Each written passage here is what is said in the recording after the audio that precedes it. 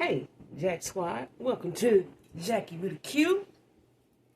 Hope everybody doing what they need to be doing and they making it happen for themselves. Listen, I know everybody is aware of Lamar Whitehead, aka Bishop Lamar Whitehead. This is the black man who his church, he was robbed during a live service that didn't look real. And caused attention to himself. And so he has been charged by the feds. He got some charges, right? Now he allegedly, this is what the people say. I'm just going to put allegedly, but that's what he's been charged with. Fraud and taking money, and he took their woman's retirement money and did something with it, misappropriated those funds, and didn't do what he said he was supposed to do. Well, I was watching an interview with his cousin, with another blogger called Mr. CKB. So shout out to Mr. CKB. I watched the interview in its entirety, and I got some things to say. Now, this is his cousin. First cousin. Their mamas, his sisters. Share the same grandmama, great-grandmama, all that, right? Sometimes they lived in the same house together growing up. Now, we know what the feds say this man has did. He's a fraud. He's a scammer. He's this and he's that. Okay, that's over there. Let me tell you what made me want to talk about this today. His grandmother died recently. This is the grandmother, yeah. The grandmother. Grandmother died recently, right? The grandmother had just recently moved in with his mother. His mother is the youngest. And the grandmother moved, they moved the grandmother in, something about COVID, right? They were scared grandma was going to get COVID. Okay, that's understandable, right? So they moved her into his mother's house. And he became the power of attorney, right? Okay, now, mind you, there's a lot of other siblings besides his mother. His mother's the youngest. There's other siblings that are older and so on and so forth, right? And so, mysteriously, Grandma passes away. Now, Grandma was 108, so, you know, she was 108, right? But this is the thing. One of the aunts went to the house, go see Mama today. She went over there every day to go see her Mama. This particular day, Lamar's, they call him La. The family affectionately calls him La. So I'm going to call him La. La, Mama, wouldn't let her in and told her to go away. Now, that's odd. I come to see my mama. That's your mama. That's my mama. I'm coming to see my mama, right? Wouldn't let her in. Then, a little while later, that day, his mother calls and says, Mama not here no more. All right. The family, that's mysterious within itself, that you wouldn't let me see my mama, and then a few hours later, she ain't here no more. What was that about? They say when the family get over there, she's dressed up and all fixed up nice. Don't know. The sister say, his mother says that she was foaming at the mouth. Now, this is the thing. All of that seems mysterious. Yes, it does. But the fact that he then proceeded to say he was going to eulogize his mother. That is common in families. Whoever the preacher man is in the family, they do the eulogy. My nephew did it with my brother. I seen my pastor do it with his mama. That happens, right? But this is the thing.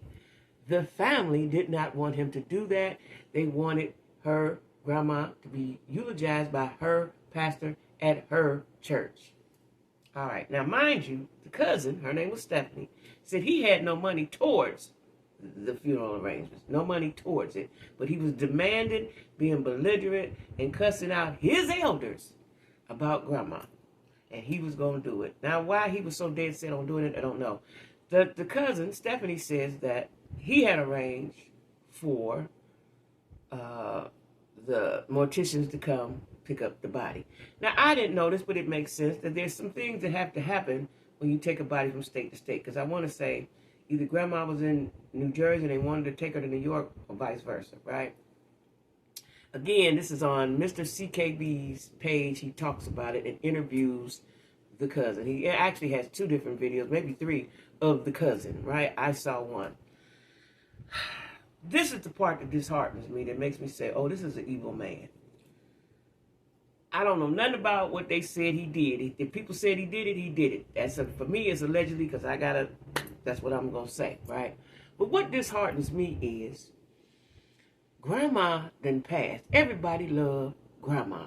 And he took it upon himself, and I'm going to say he bullied his relatives, cussed them out, very belligerent. She used these words, belligerent, cursing out his aunts and uncles about, or maybe the uncle, I think all the other uncles have left.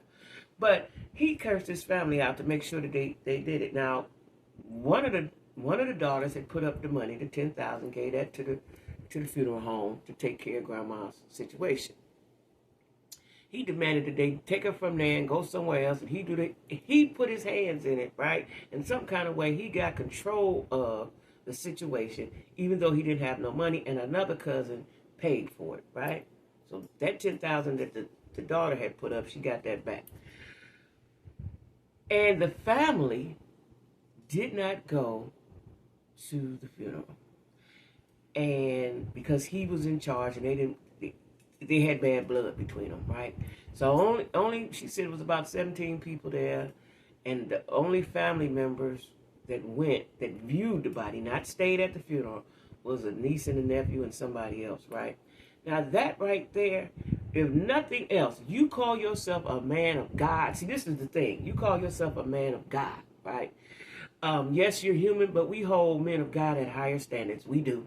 Men and women of God, people who preach the word, people who pastor churches, we hold them at higher standards. Yes, we do, right? Even if we didn't, you know better than to do that to your family and not allow them to properly grieve and put their mother away the way they wanted to do it. Dead wrong, sir. Dead wrong, right? I was in shock as I was watching this, right? And you think that grace of God is going to be on you, man of God, when you get sentenced? Do you really think that? After all that ugliness, besides all the money you have taken, all the scams, all the lies, all the betrayals, all of that. But the fact you did this one thing, the way you treated your family regarding your grandmother, dead wrong. Dead wrong. You didn't allow them, because I was wondering, I was like, now why would his cousin, even if I was mad at my cousin, I would not get on anybody's show, anybody's channel, and talk about my kinfolk. I would not, right? And I wondered why she did that. I'm watching it, and the guy interviewed her. He's, I think, in law school, so he interviewed her like she was on trial. He'd stop her and start. So I couldn't get the full scoop all at once, right? And then she said, when she told that part of the story, I said, that's why she's talking. They're angry. Of course they're angry. They have every right to be angry, every right to be upset by what this man did. How dare you do that to your family? Not allow them. And they were welcome to the funeral that he was having, but they didn't want to go. And I've seen this before. I haven't seen it actually with a funeral, but I've seen it with a repast, where this part of the family have repast that part of the family. They mad at this one and so on and so forth. People's true colors come out when folks leave this earth. Y'all know that, right? They get to arguing about that little piece of house, little piece of car, whatever little policy. Now, the cousin said there was no policy. I beg to differ. I believe it was something, because why was he so adamant about taking his grandmother out of the facility where she was and living with his mother, who was supposed to be her caretaker, and he was his mother's caretaker? None of that makes sense. Legally, if your mother was the caretaker, why you could be in her caretaker? Like, it was all a fraud, all a scheme, all a sham, right? For nothing else besides all what you have done. And now I'm watching, and I think that I'm watching a man unraveling, right? He's very busy with convincing us, the world, that he is not guilty. And he has a podcast on April 30th on YouTube called Not Guilty. I believe that's what it's called, Not Guilty. Now, I don't know what he gonna talk about, how he not guilty, right? I think that he's a narcissist, and he's just gonna be talking about himself. I'm pretty sure of that, right? Because I never forget when he was given, right after he got robbed, allegedly, on live at the church, he said, you want to see my prayer room? I'm interested in seeing prayer rooms. I've told this story before. I had a prayer room in my house, right? I tried to have a prayer space, right? But I actually had a prayer room in my house. So I wanted to see, well, let me see what the prayer room looked like, right? Child, it was his closet. Wasn't nothing in there to say prayer. He showed his closet. Then, right then, I knew something was wrong with him, right? He showed his closet with all his fabulous shoes, all his designer this and designer that. Huge walk-in closet. It was huge. It was huge, right? And nothing in. He didn't say, this is the chair I sit in. This is my Bible. This is my prayer cloth. This go to prayer oil, whatever people use. None of that. He showed his clothes and his accessories in this, what he called his prayer closet. I right then, I said, he's crazy. He's crazy, right? That disheartened me. I don't know them people, but to think that they called her Big Mommy or something like that. Something they had, they had an affectionate name for her, right? And she kept referring to that. And while she was speaking, her mother was calling in, I guess, correcting her and telling her what to say and so on and so forth, right? You have upset this family, so you actually tormented. Imagine your grandmother, your mother, not here anymore, and you do not go. You don't have any say on putting her away, and do not go to her funeral. So you don't get really good. You don't get good closure. You get closure, I guess, but it's not what normally people do, right? Yeah, that's what he did, and I was so flabbergasted by that. Like, how could you just keep getting on with life and you call yourself a man of God? Like he always, I watched something, let me tell you something, this man is going crazy. I watched something on, I don't know if it was IG or whatever, it was him, and he said, I ain't going to heaven, or I don't want to go to heaven. Something so absurd. And the people in the comments were saying he's in rap, and I don't know because I don't look at him every day. I just happened to see this interview, so I did some research and watched some other interviews. I tried to watch the interview with him and Jamal Bryant, and I couldn't. I looked at it for a few minutes. I think Jamal was in shock and did not know how to question him or what to say to him. The part that I saw. He was saying, wow, okay. Now, either that means you're not listening or you just ain't going to say nothing. You just in shock, right? And I think he was trying to give him respect. I don't know why, for the life. I don't know why Jamal interviewed him. I don't know why. I don't know why Jamal would associate himself with him. And I understand you're a man of God, you give people grace and so on and so forth. I just don't understand that. And I don't know if Lamar reached out to him or Jamal Bryant reached out to him. I find it difficult.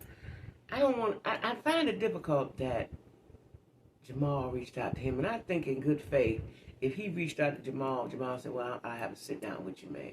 You know what I'm saying? Being the preacher man that he is. That's what I think. I don't know how that went, but it was very hard to watch. It was hard to watch for me, right? I don't know why people think they can play with the feds. You can play with the police. You can play with the sheriff a little bit, maybe, depending on what you did. You just can't play with the feds like that, right? And you cannot take people's money and not pay for it. And his cousin, Stephanie, said the same thing that I said way back. He, instead of talking to us, he needs to be repentant. He needs to be on his knees, begging God's mercy, begging for grace. He needs to be, that's what he needs to be doing. He needs to be apologizing to the people he hurt, whether he thought he hurt them or not, but they say he hurt them, so, and he took something from them. They say he took something, so you need to apologize whether you did it or not. You need to try to make amends. You need to try to get it right with people and get it right with God. And he's not doing that. He's busy trying to convince us that he's not guilty. If that ain't some narcissistic shit, right? I'm trying to figure out, the last few years, has been made aware of narcissism, and I've been researching it, right? After, I was dealing with one for such a long time, right? What I want to know is why the scientists, the powers that be, medically, have not found a pill that somebody can take. But I guess if you're a narcissist, you wouldn't want to take it nowhere because you don't think nothing wrong with you. But the fact that somebody cannot have empathy is a problem to me. You have no feelings. You have no feelings but your own. That's a problem to me. And I am just becoming aware of this the last 3-4 years. But I know that this is a problem. This is a problem, and why the health association folks don't see this as a problem, I don't know. Because I see it as a problem. I see it as a very big problem. People that don't have feelings, that is absurd. That's like you're an alien or something. Like you have no feelings. You don't care what you do to anybody. As long as it benefits you, that's a problem. That's a huge problem, right? So, I don't know. I think he gets sentenced in May. I think. I'm not sure. He gets sentenced. And the thing is, Lamar, a.k.a. Bishop, is a nice-looking black man. If he would use those skills for good, he could probably go far, right? But he's using them for evil, right? I was just appalled. You have to go look at that video. Again, the blogger's name is Mr. CKB. He has been doing extensive work regarding this and other topics. I think he's in law school, and so he deals with a lot of law issues and situations, right? Mr. CKB. Go check it out. The interview is long now. It's long. It's like 3 hours, and then I see there's another one. I only saw pieces of that one because I had watched the other one for so long, right? But I found that very interesting and very cruel of Lamar. And to think that now you getting ready to go stand in front of the judge. Do you know? And he keeps saying that, that's what he was saying to Jamal, that the FBI and how they set this up. He was telling the scenario, which it seems like he believes in his head. I really think he believes this in his head, which is even more dangerous, right? He believes these things that he's saying. Because, if you tell a lie long enough, you'll start to believe it, right? And he believes these things that he's saying, right? That he's being set up. Who are you? And I think it was because he didn't do something right. But who are you that they want to set you up, sir? When they have a lot of evidence on the things you have done. The woman that said you took her $90,000, that was her retirement money. That alone is enough to get you sent away for a while, right? So, excuse me, I had to get a sip. So, y'all check it out on Mr. CKB channel. That interview with his cousin, and her name is Stephanie, and she tells the story. She tells the story of that. Now, she goes into a long situation, how they come up, and his mother never really had a job. She never really had no money. I don't know, she was on assistance or whatever. And he has always been, according to her, a scammer. Right? But that don't even concern me, like I said. It's the fact that you didn't allow your people. You made such a fuss. Okay. So they got the money to pay for the funeral. Maybe they would allow you to speak. But they didn't want him to eulogize because Grandma had said she wanted her pastor. People tell you what they want before they leave here, especially when they're older. They tell you what they want, right? Y'all go check out the interview by Mr. CKB. And see what you come up with for yourselves, right? I think it was awful. It was horrible. And if you see, people be out here playing with God, right? I would never. I'm afraid, right? I am afraid. There's no way I can stand up and say I'm a preacher and I'm a lady of God and go do all these horrible things that he has done. There's no way. And I'm so tired of him in them Gucci suits. Child, he looked like a whole clown. Especially this green one he got, the green one, and he got the Gucci socks, He had on a Louis Vuitton jacket that I just don't believe was real, right? And maybe it was. Just didn't look like it. You know what I'm saying? I done been down on Canal Street and all them places in New York, seen all the fake stuff. I know what it looked like, right? I don't even know what to say. You just a dangerous cornball. You know what I'm saying? It's dangerous cornball. You trying to convince us that you are a good guy and the FBI is framing you. You know, I'm telling you, I couldn't even watch the Jamal Bryant. I looked at it a few minutes, and looked like Jamal was in shock. I don't know if he was in shock or if he just didn't know what to say. I'm not sure, right? But I couldn't watch it. I had already watched the interview with the cousin. I had enough. I couldn't watch no more of it, right? So anyway, y'all, you know, keep your eye on it because he gets sentenced. I want to say sometime in May. Like, I ain't. There's no way I would be on IG every day. I would be on YouTube unless I was asking y'all, please. Now, I did hear, I didn't see it, so I can't really speak on it, but I did hear that he was asking for money. I did hear that, but he gonna need all he gonna need a whole bunch, right? Just go and put it on your books. That's it, you know. Go and put it on your books, but you're gonna be there a while. If he does not go to prison, that would surprise me, and you know that would be very surprising to me. I don't wish bad on nobody, but if you bring it on yourself, you must pay the consequence. You must pay it. You know what I'm saying? Whatever you do, you got to pay for it, either at the beginning or the end. In the long run, you're going to pay for it, right? And the fact that you did not make it comfortable, I'm going to say that, make it comfortable for your family members to see their mother and grandmother off, dead wrong. And they have a large family, dead wrong. Dead wrong. For that alone, God got to go and punish you. That shit. I don't care what nobody say. I know how God works, and he will whoop your ass. And you got to get whooped for that, sir. Especially you call yourself a man of God, something, you know. And you know, according to the cousin, that's not what he is. He just made that up, you know. I don't know if he's been to divinity school or theological school or took any classes. I'm not sure about any of that. If the Lord called him, you know, I don't know. I don't know about none of that, right? But I'm just saying you was dead wrong, sir. So we're gonna see what happens. I'm going to watch or try to watch, if it don't be too sickening, the podcast on April 30th, just to see what he's saying. You know, just to see what he's saying, but just to see what he's saying, if I can stomach it. So y'all check it out too. You know, but really check out that interview with the cousin. It'll give you a whole bunch of insight, and it'll give you a whole bunch. It's probably gonna make you angry. So anyway, y'all, everybody, don't forget to like, share, comment, and subscribe to Jackie with a Q. And new subscribers, welcome. I welcome you. I welcome you, right? So anyway, y'all, I'm going on. Bye-bye.